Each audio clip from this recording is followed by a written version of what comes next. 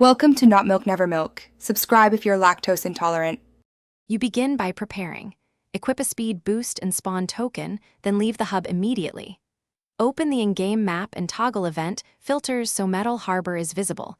This helps you avoid aimless searching. Next, spawn or teleport to the nearest coastal spawn point. This places you within one fast run of the level. Once done, move toward the pier area while watching the minimap for the Metal Harbor icon, because arriving early often guarantees the zone is active when it appears. You now follow the coastline route toward the harbor. Stay close to the water to avoid cliffs and long detours that slow you down. Make use of boost pads, ramps, and any zip lines to preserve momentum, because faster arrival increases your chance to enter before it expires. Keep an eye on the radar and minimap. A yellow portal marker or a shimmering icon signals Metal Harbor.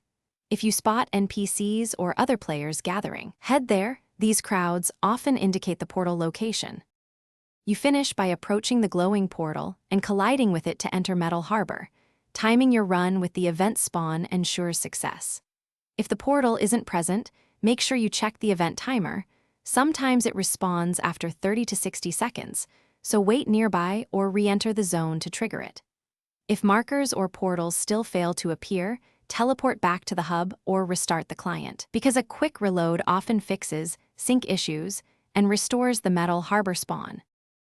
Thanks for watching. If this was helpful, leave a like and consider subscribing. See you next time.